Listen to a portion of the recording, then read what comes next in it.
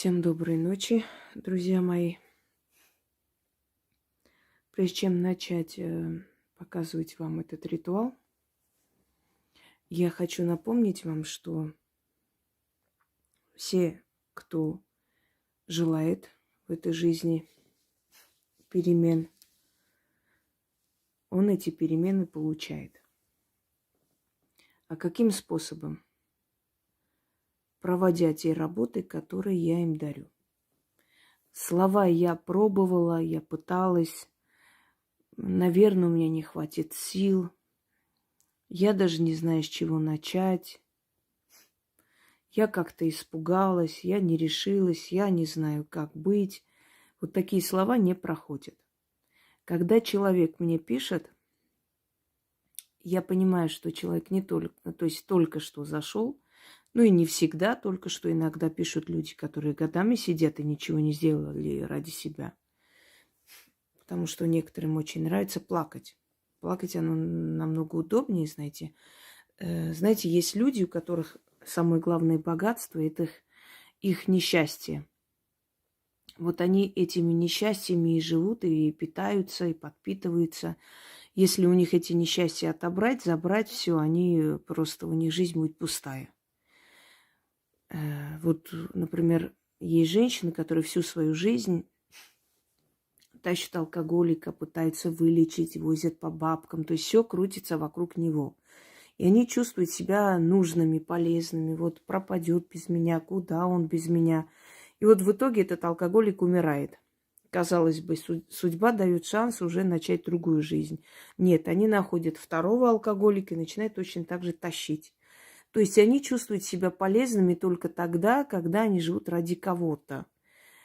Когда они мучаются, вот они себя чувствуют очень важными людьми. Или, например, женщине до родов сказали, что ребенок будет больной, не жизнеспособный и проживет некоторое время, умрет, и будет очень мучительно, да, его жизнь. Поэтому лучше сделать аборт. Она ни в какую родила этого ребенка. Вот, возит в коляске, в таком скрюченном состоянии, ухаживает, нигде не работает, естественно. Мужик, конечно же, убежал, потому что редко кто из мужчин берет на себя эту ответственность. Мужчины в этом отношении очень слабые, тут же убегают. Им легче или алименты платить, или вообще не платить, просто уйти от проблемы. Конечно же, другой мужчина не будет заниматься этим больным ребенком, они своими-то детьми не занимаются, тем более еще чужой ребенок, еще и больной. То есть получается, что она свою жизнь просто тратит в никуда, когда у нее был выбор просто не мучить ни себя, ни этого ребенка. Но она это сделает, потому как ей нравится быть мученицей, ей нравится, чтобы ее хвалили, чтобы ее называли такой женщиной, вот, которая мучилась. Вот пример жены Караченцевой вам, да, вам в пример. Она не единственная женщина, которая ухаживала за своим мужем. Много женщин, которые ухаживали за мужьями, за родителями, за свекровью. И как-то они по ток-шоу не ездили. А тут везде рассказывают о своих мучениях, как она мучилась, как она за ним ухаживала, при том, что он там тысячи сиделок нанималась и все такое. То есть не особо-то и мучение великое. Но в конце концов, это твой муж. И в итоге, когда он умер, еще в морге лежал, она пришла вся такая расфуфыренная, накрашенная, рассказывать о том, как она мучилась. Потом, значит, на его похоронах подняла бокалы, крикнула «За путешествие, Коленьки!» и так далее. О чем это говорит? Человеку нравится вот эта роль мученицы. Когда человек действительно мучается, реально, никто об этом не знает. Были такие случаи в жизни очень известных и богатых людей, о которых мы не догадывались, а потом читали, например, Джон Траволта, который очень любил свою первую жену, и она болела, он ухаживал за ней в больнице, не вылазил оттуда. Некоторые говорили, что он сам почти как больной выглядел, но нигде он не снимался, об этом не говорил и молча переживал эту трагедию. И после смерти он настолько скажем так, долго не мог прийти в себя, и даже создав вторую семью, когда его вторая жена выбросила фотографию первой жены, он с ней развелся.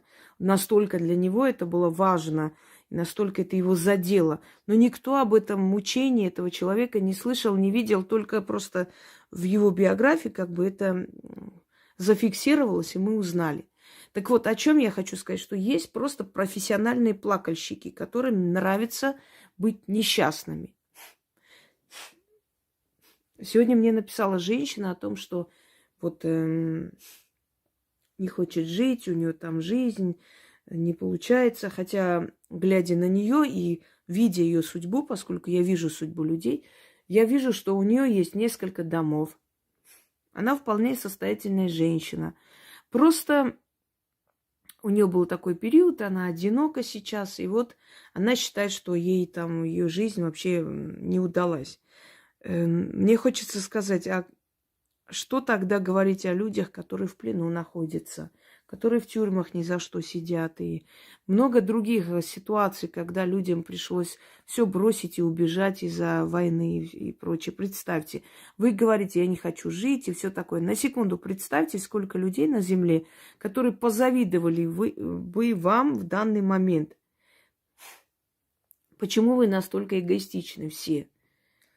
Ну да ладно. Я объяснила, я говорю, возьмите, попробуйте для начала сделать несколько чисток для себя. Сначала освободиться от этого всего, потом посоветую, что еще делать. Это абсолютно даром на моем канале. И она тут же пишет. Вот я не хочу жить, а вот как быть, это не грех ли, если я не хочу жить? Я сказала, я вас блокирую. Если она меня слышит, я ей объясню, хотя не обязана. Человек, который говорит, я не хочу жить, ему терять нечего. То есть, по сути, можно сказать, этот человек готов к смерти, да, по логике вещей. Так если тебе терять нечего, ты все равно пойдешь и умрешь, и решила ты уже это сделать, ну, возьми для начала, просто проведи чистку. Тебе же все равно нечего терять. И вдруг у тебя проснется желание жить.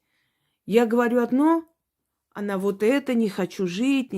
Вы знаете, кто не хочет жить, кто хочет покончить с собой, идет молча это делает. Я вам скажу честно.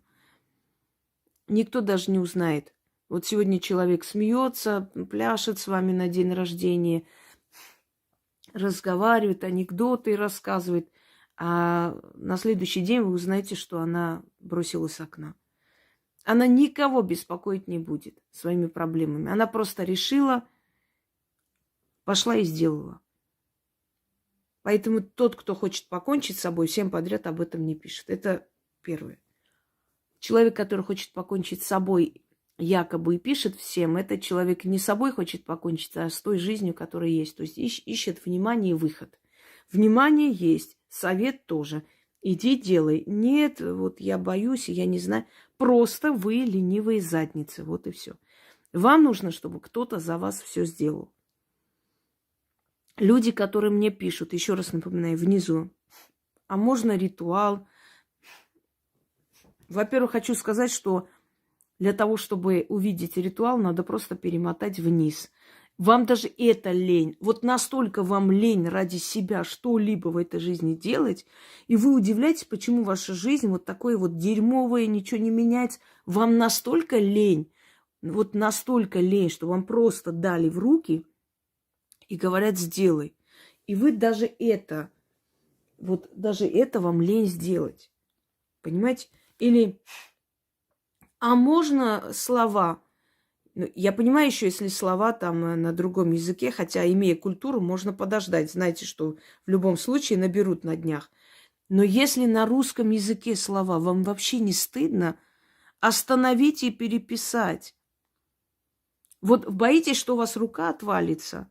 Я таких людей просто блокирую, потому что это люди, которые никогда ничего в этой жизни не добьются. Никогда.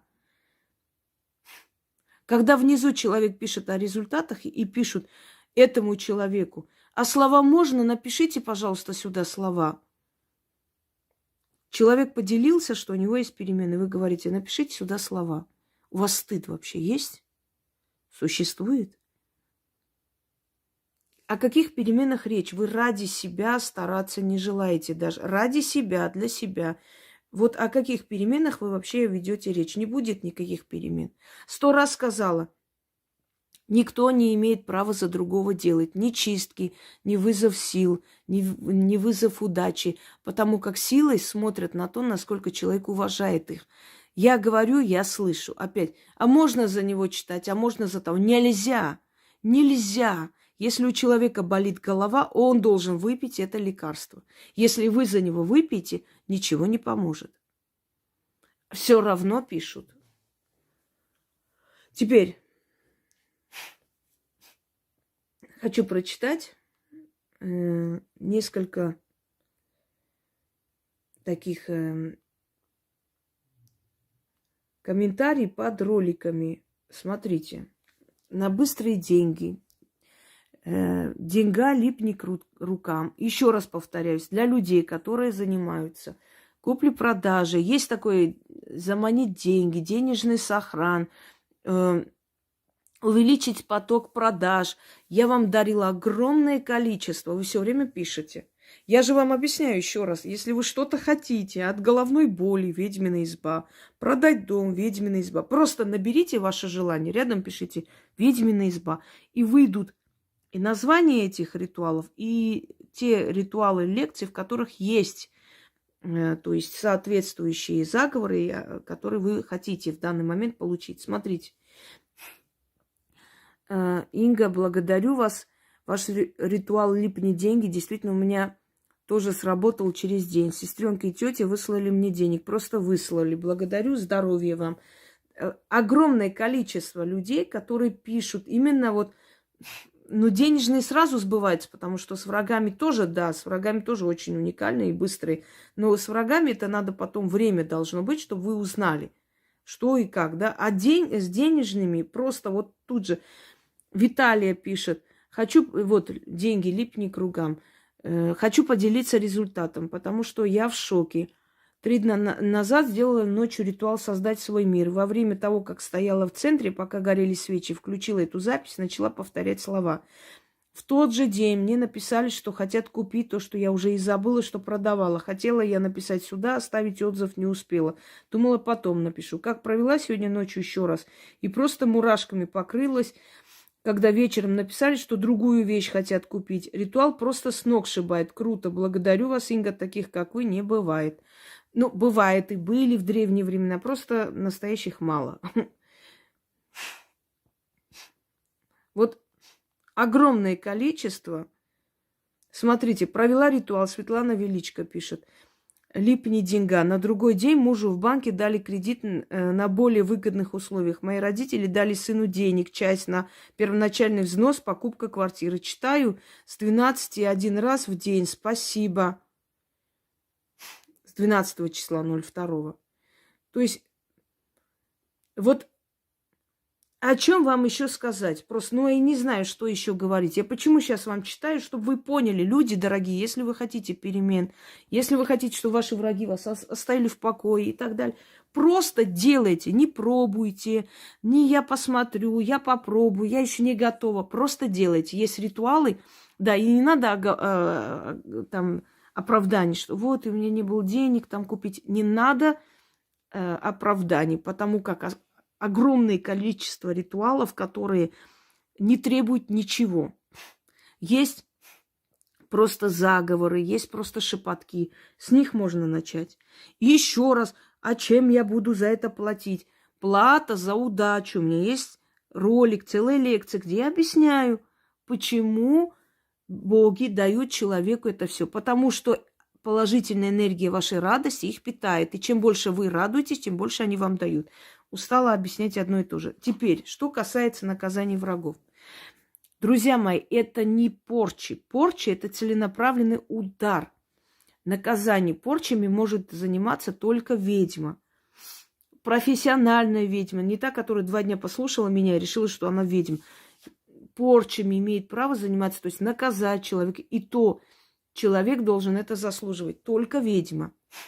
То, что вы делаете, то, что я вам дарю, это всего лишь призыв в вашу жизнь справедливости. Если человек не виноват, с ним ничего не будет. Основное количество мести врагам, да, это даже не называние имен. Оно само идет. Если человек вас угнетает, если человек вас достает, просто сводит в могилу, да, вы можете идти к практику. Но если у вас нет такой возможности, можете попробовать сами сделать. И в любом случае получится определенное количество наказаний в его голову. Если уж совсем, конечно, худо, это, конечно, сделает практик. Но почему бы заранее не пробовать? Вы идете, платите миллионы, извините меня, реально миллионы. Вообще непонятным людям, непонятно за что. А здесь вам дарят просто. Любовные заговоры, зазывы. Так зовите этого козлика, посмотрите, если он вообще придет, значит, он к вам что-то испытывает. Если не придет, посылайте его туда на Китайскую гору и находите нормального мужика, а не убивайте за него. Но чтобы не платить лишние деньги, туда-сюда не выкидывать, вам это все дано. Я уже не знаю, на каком языке объяснять. Сначала изучите. И не пробуйте, и не думайте, и не раздумывайте, а делайте. Только человек, который сделал, получает результат. Женщины пишут, например, сделала ритуал от спинной боли, абсолютно забыла о боли. Разве вам не хочется забыть о боли? Ритуал от мигрени. Ритуалы для здоровья, для чистой кожи, природа вам в помощь, ритуалы для хозяйства, чтобы у вас хозяйство было хорошее, и куры, гуси, утки, и все такое на зависть вашим соседям и так далее. Вы понимаете, вот мне пишут из бывших республик, где совсем дело не лучше, чем в России, скажем так, где-то хуже. И пишут женщины, которые просто жили своим хозяйством, коровами, там, утками, гусями и так далее. И они говорят, у нас столько появилось, что мы начали продавать вот просто как бы на зависть соседям. Люди начали жить. Я вам помогаю менять вашу жизнь, обеспечить своих детей. Неужели сложно делать? Ну, ёкала-мане. Бесплатно совершенно. Если вам скажут, вот ради денег идите купайтесь в 7 реках, вы это сделаете. А здесь всего-то надо шепоток начитать. Всего-то надо начитать, например, заговор на быстрые деньги, заговор липни деньга к рукам. Всего-то. И вы продаете вещи, вы живете нормально. Неужели вам лень? Я просто понять не могу. Реально, если бы мне сказали, вот это, знаешь, тебе каждый день деньги принесет, каждый день бы читала. Хотя нет. Я знаю такие заговоры, которые от моей бабушки, в частности, армянские заговоры, которые только мои, никому не давала, нельзя. Хотя, похоже, я вам дарила. Я знаю, что я прочитаю, мне в этот день идут деньги. Вот ту сумму, которую я хочу. Это подарок, это работа, неважно, это уже не важно. Но иногда бывает настолько я устаю просто от этих потоков работы, что даже зная, что они придут, я не читаю. Но это я. У меня тысячи людей пишут. У вас-то что? У вас работа. Вы пришли с работы, сели, прочитали. Или у вас хозяйство, или у вас дом. Ну, найдите полчаса в день, сядьте, почитайте ёкало-мене. Если у вас не сработает, тогда другой. Вы не делаете ни хрена. Мне пишете через полгода, ой, я не знаю, что делать. Вы что-нибудь прочитали? Ой, я вот пробовала, я хотела, вот я думала. Да что вы думаете-то? Что думать, я не пойму. Люди пишут, люди же не дураки, что пишут благодаря. Даже самые последние скептики, когда это делают, они в шоке. Они просто... Мне мужик написал, что... Особенно мужчины, которые в это не верят. Они пока не увидят, не поверят. Он говорит, я просто в шоке. Я просто включил и вместе с вами повторял эти слова. Я ничего даже не делал. Мне тут же предложили ту работу, которую я хотел. Прям сами позвонили, как они меня нашли, не знаю, предложили эту работу. Человек говорит, я просто еду, дальнобойщик, просто сижу, включаю ваш канал и повторяю вот по пути. И говорит, мне постоянно идет там СМС, вот там... Вова, сегодня выйдешь во столько-то, завтра вот во столько-то заказ. Причем заказы замечательные, очень нормальные. 30 тысяч, 40 тысяч. Возит с одного города на другой. Человек взял деньги, вернулся. Ну почему вот такие ленивые задницы, извиняюсь за выражение, что не можете поднять, один раз начитать, Неужели сложно? Вам уже разжевали, вам уже там внизу уже ритуал пишут, дают. Понимаете, почему я говорю, жалко вас, хочу, чтобы вы хорошо жили, реально хочу. Как бы я ни злилась на людей, я люблю людей, мне жалко людей. Я понимаю, что люди достойны хорошо жить. И они должны жить хорошо и детей своих обеспечить. Для этого я вам даю, люди, я до утра не сплю, вам снимаю, даю. Кто-нибудь скажет, а зачем тебе это надо? А я вам объясню, я хочу, чтобы мои дети, внуки были окружены людьми, которые удачливы, понимаете? Я обеспечиваю своему роду крепость, силу. Потому что скольким людям я помогу, столько благодарности идет к моей генетике, к моей крови. И вот все, что я отдаю вам, это вернется моим детям. Я это знаю. Для меня это важнее. Важнее, понимаете, важнее. Книги оставить вам это наследие, оставить. Я недолго буду жить, но пользуйтесь временем, пока я с вами, и делайте их. Да и потом делайте, они еще сильнее будут. Ну, не знаю, как еще вам объяснить. Не знаю. Вот я пробовала, я думала, я не знаю, я подумала, у меня вдруг не получится. Врете все. Вам просто неохота. Это обычная человеческая лень, чтобы за вас делали. Ну, не будут за вас делать. Никто не постучится вам в дверь и не скажет, министром хочешь работать? Тебе надо к этому идти самому. Поймите, пока вы надеетесь на кого-то, ничего у вас не получится. Убейте эту надежду первой, сразу же. Ни на кого, ни на что не надейтесь, кроме себя. Хочешь делать хорошо, сделай сам. Вот сядьте, берите себя в руки и скажите, так, все, надо уже серьезно относиться к жизни. Я должна сама это делать. Неважно, шепоток это заговор, это ритуал. Они все одинаково сильные. Кому-то ритуал поможет, кому-то простой шепоток поможет так, что ни один ритуал никому не помогал. Это если вдруг совпадет с вашей энергией. Поэтому я дала огромное количество разнообразных для всех национальностей, для всех генетик, для всего. Есть идиоты, которые говорят, ой, для того, чтобы владеть магией разных народов, стран, надо прямо, чтобы твои предки были всех народов. А вот этим товарищам вообще ведомо, что все народы имеют одно древо и общее происхождение. Ничего так. Что у нас языки даже одинаковые все, понимаете? Перевернутые просто языки. У нас все в подсознании. Мы имеем общее древо, общую генетику. Никто с воздуха не упал. Все народы имеют одно древо. И поэтому усвоить магию других народов, если тебе дана магия хоть одного направления, это возможно. Я не говорю, это легче простого. Это годы нужны, чтобы тебе раскрывалось и раскрывалось. Но это реально. Не обязательно, чтобы мои предки были негры, для того, чтобы я знала магию вуду. Потому что и негры, и все остальные народы имеют общую генетику. Просто со временем они видоизменились под влиянием климата. Люди пустыни стали, значит, более такие узкоглазые для того, чтобы суметь, чтобы не ослепнуть от песка. У них узкие глаза именно из-за этого. Люди Африки стали чернокожие для того, чтобы суметь противостоять этому жгучему солнцу и так далее. Понимаете? Но корень один и тот же. Поэтому вы не знаете, какой ритуал, какой нации вы сделаете и как он у вас сработает. А теперь давайте, пока время есть, перейдем все-таки к ритуалу. Этот ритуал – судить врага.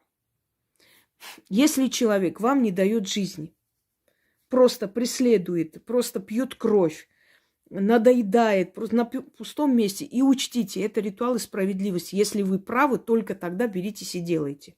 6 черных свечей восковых обязательно. Значит, идете во вторник, покупаете нож, это я просто показываю. Вам нужен нож с деревянной рукояткой. Обязательно с деревянной. Желательно его фотографии. Если фотографии нет, можно представить образ или можно просто делать, если вы не знаете, кто вам вредит.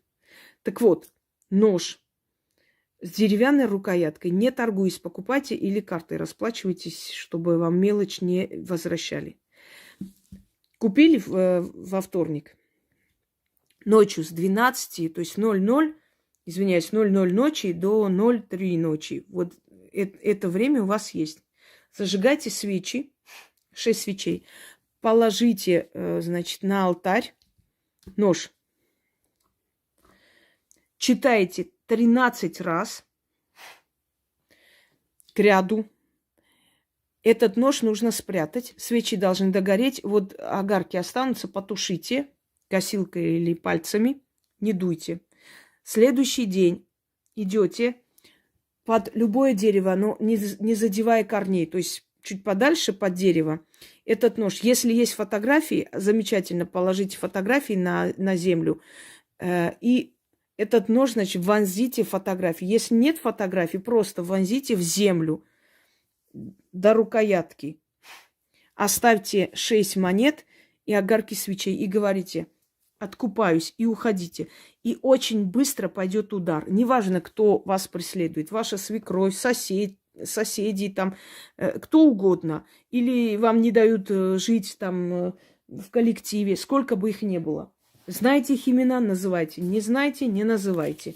Просто удар пойдет туда, куда надо. Если есть конкретный человек, который вам жить не дает, просто достает вам или проверки устраивает на работе, все что угодно, значит, фотографию распечатайте, если найдете, замечательно. Если нет, назовите имя этого человека и образ в голове. Вот это все не порчи. Не слушайте всяких недоразвитых существ, которые говорят, что это порчи.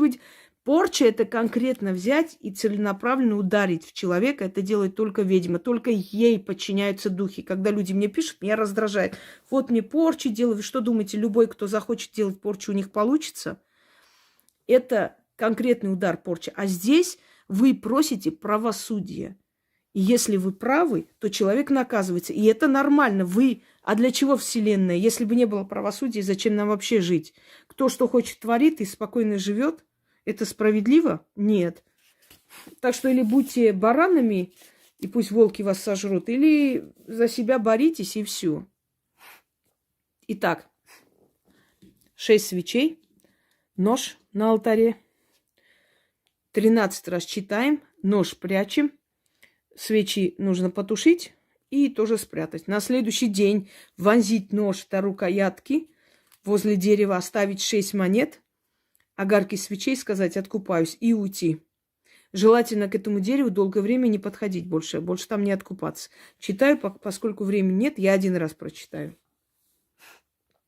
Враг мой, лживый супостат, опозорься во 100 крат. Я тебя за волосы возьму, потащу на чертов перекресток.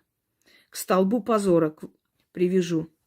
Призову туда духов мести и правосудия. Придите, карающие руки, и рассудите нас. Возьму я у духов меч правосудия и буду тебя судить. И выну из груди твоей кровь, из легких дух, из ушей слух. Накажу твою душу, поведу тебя ни к воде, ни на сушу. Отдаю тебя в руки духов. Ты наказан или наказан, опозорен. Чародейными словами, ведьминой силой, ее заговором и волей духов правосудия заклято. И вы увидите, что будет с этим человеком.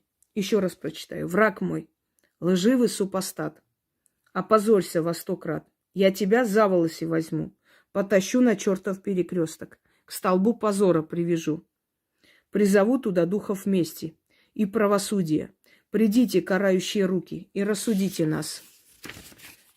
Возьму я у духов меч правосудия и буду тебя судить, и выну из груди твоей кровь, из легких дух, из ушей слух, накажу твою душу, поведу тебя ни к воде, ни на сушу, отдаю тебя в руки духов. Ты наказан, опозорен, чародейскими словами, ведьминой силой, ее заговором и волей духов правосудия заклято. Сделайте так, как я вам говорю, и результат не заставит себя ждать. Вы очень быстро увидите, что с ним случится. Итак, друзья мои, на этом все. Еще раз напоминаю, кто хочет получить, тот просит. Кто не просит, кто слегка просит, кто только собирается просить, тем никто ничего не даст. Запомните, или вы просите и получаете у судьбы, или вы просто остаетесь ни с чем, сидите каждый день, воете, ноете, но это уже ваша проблема и ваше дело, и ваше право. Всем удачи!